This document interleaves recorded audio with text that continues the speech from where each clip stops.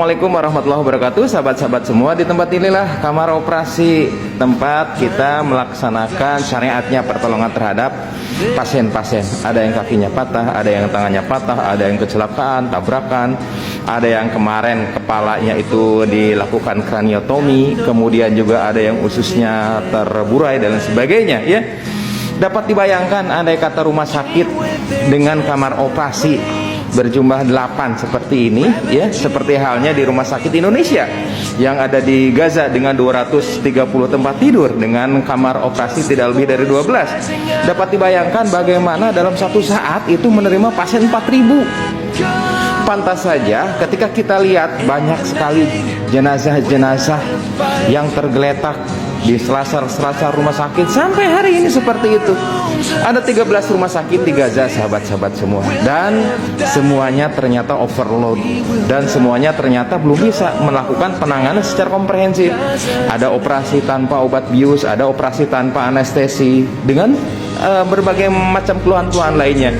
Belum lagi SDM beberapa orang dokter ternyata syahid. Dan sahabat-sahabat semua, ternyata bagi kita di Indonesia dengan adanya rumah sakit yang beragam ini amat mudah kita untuk mendapatkan akses, tapi tidak bagi sahabat-sahabat kita yang ada di Palestina. Tapi tidak, bagaimana mereka itu bisa melakukan pertolongan dengan ala kadarnya. Betapa banyak mereka juga yang dijahit itu tanpa obat bius. Dan semuanya itu terjadi di antara kita, sahabat-sahabat dan saudara-saudara kita. Nah, sahabat-sahabat, marilah kita coba merenungkan diri. Sekecil apapun kontribusi kita, mari kita terus-menerus gelorakan agar kita itu bisa membantu sahabat-sahabat kita di Palestina dengan gerakan dinar. Doa yang kuat, karena kita tidak pernah tahu doa dari mulut siapa, dari hati siapa doa itu Allah kabulkan. Pasti Allah mengabulkan doa-doa di antara kita. Yang kedua adalah infak. Ketika kita bisa makan, ketika kita bisa berjalan, ketika kita bahkan bisa berwisata, coba ada bagian-bagian untuk sahabat-sahabat kita di Palestina.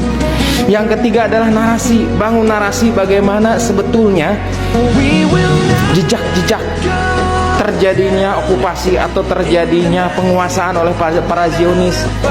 Bikinlah narasi-narasi bagaimana kita itu bisa membangun semangat di antara kita. Jangan sampai semangat yang temporer. Dibuatlah narasi-narasi yang sekiranya bisa mengembangkan kebenaran, bisa mengembangkan semangat dan lain sebagainya. Yang berikutnya, sahabat-sahabat semua, alihkan pendapatan kita yang tadinya biasa mengkonsumsi produk-produk yang pro-Zionis, alihkan segera ke produk-produk yang memang tidak mempunyai keuntungan bagi para Zionis.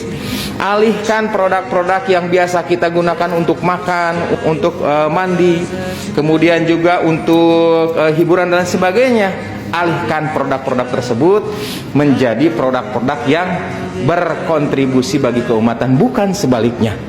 Sahabat-sahabat semua, yang terakhir adalah kita terus ramaikan, kita terus gelorakan bagaimana semangat kita itu tidak pernah putus sebelum saudara-saudara kita itu merdeka. Ingat, saudara-saudara kita itu dijajah, sahabat-sahabat semua.